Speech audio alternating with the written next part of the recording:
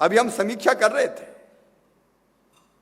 तो समीक्षा में यह बात सही है, इस साल हमने 7,000 के आसपास बेटियां अलग अलग स्थानों से जो गायब थी वापस लाने में सफलता प्राप्त की।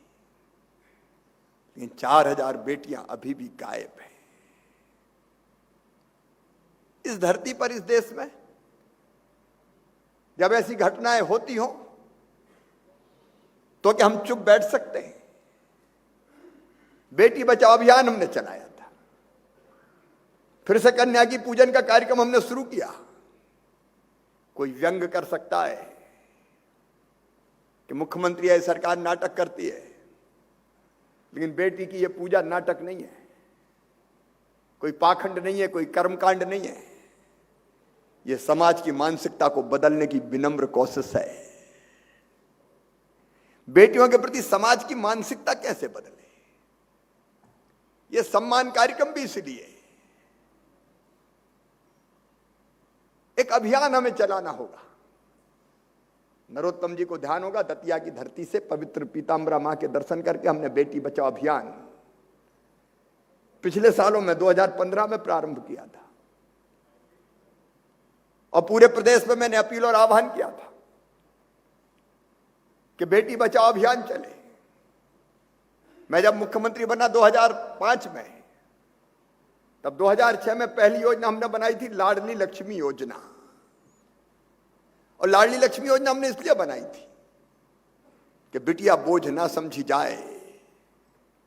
अरे इस धरती का दुर्भाग्य है कि कुछ ऐसे लोग भी पैदा होते हैं जो बिटिया जन्म ले ले तो मातम मनाते हैं। बेटा आए तो खुशियां मनाई जाए, और बेटी आए तो मां का चेहरा भी उतर जाए। हमने तय किया कि बेटी बोझ नहीं बरदान रहेगी, इसलिए लाडली लक्ष्मी योजना बनी। बेटी बोझ ना रहे, बेटी पढ़े लिखे, इसलिए स्कूल जाने पर साइकिल, स्कूल की यूनिफॉर्म, मिड डे मील, गांव की बेटी योजना, कन्या विवाह योजना, सीरीज है एक, कार्यक्रमों की एक मालिका है।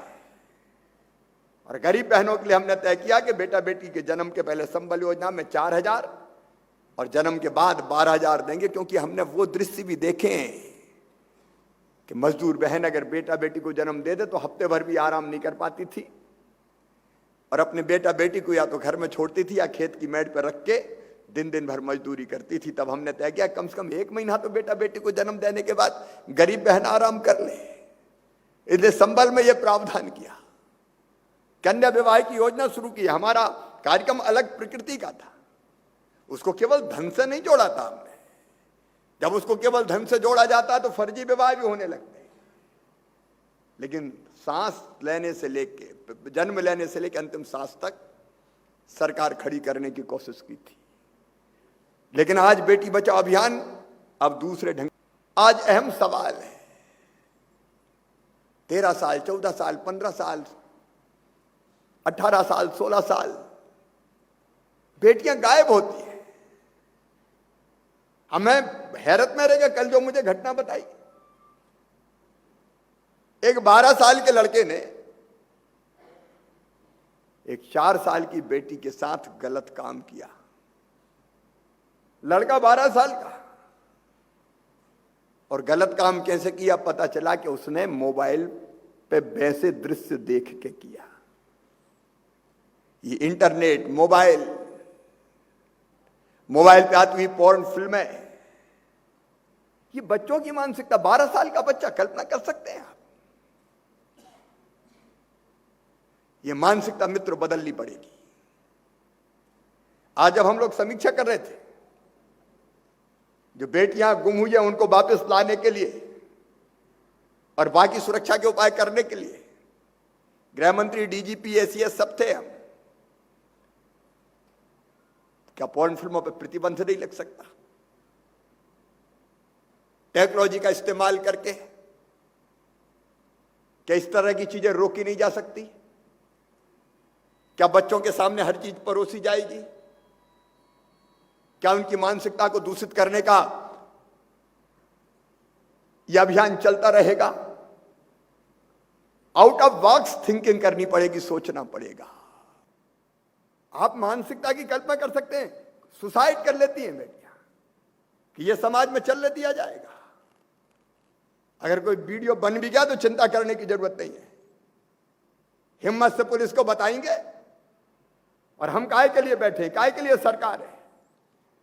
सरकार मूक दर्शक नहीं रहेगी किसी भी कीमत पर। इस सरकार का संकल्प है ऐसे अपराधियों को पूरी तरह से नेस्त नाबूद कर देना, तबाह कर देना, बर्बाद कर देना, और वो हम करके रहेंगे, छोड़ेंगे नहीं।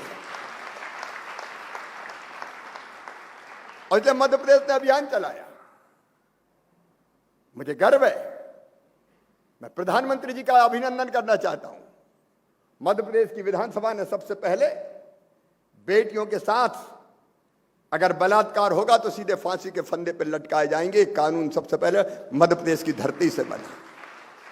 37 में लगभग फांसी की सजा सुनाई चुकी है। 2 ऐसी है जो दया याचिका तक, मतलब सुप्रीम कोर्ट से भी आगे निकल चुकी है। ऐसे दरिंदों को फांसी के फंदे पर चढ़ाकर ही चैन की सांस लेंगे, लगातार फॉलो अप करेंगे।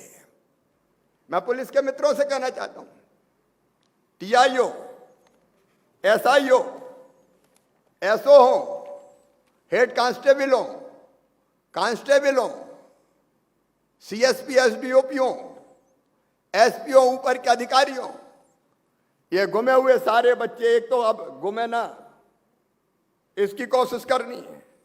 अब हम एक और, अभी हम उसको अंतिम रूप दे रहे हैं कि अब कोई मजदूरी करने, काम करने के लिए भी कोई बेटी बेटा बाहर जाएगा तो पहले उसका रजिस्ट्रेशन जिले में किया जाएगा। जिले के बाहर अगर जाएगा तो हम एक व्यवस्था बना रहे, कम से कम ग्राम पंचायत में पता हो, और प्रदेश से बाहर जाना तो जिले में रजिस्ट्रेशन होगा कि बेटा कहां जा रहा, बेटी कहां जा रही है।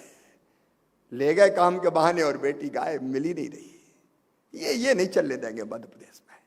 और इसलिए गृह मंत्रालय और बाकी मंत्रालय, आप गृह मंत्रालय लीड करेगा, बाकी सारे विभागों को कोऑर्डिनेट करके हम ये व्यवस्था बनाएंगे कि गांव की ग्राम पंचायत में भी पता रहेगा, और प्रदेश से बाहर जा रहे हैं तो जिले में पता रहेगा, उनका नंबर रहेगा, कहां गए, कौन ले गया, ये जानकारी रहेगी। बेटी को ये पता रहेगा कोई मुसीबत आई तो कहां फोन करना है, उनके पेरेंट्स का पता रहेगा, ताकि गड़बड़ अगर हो तो बेटी खबर कर सके, और ऐसे लोगों को हम तभी ठीक करने का काम कर सकें ताकि बेटियां गायब ना हो, मुसीबत में ना पड़े। उनकी जानकारी हमारे पास रहनी चाहिए।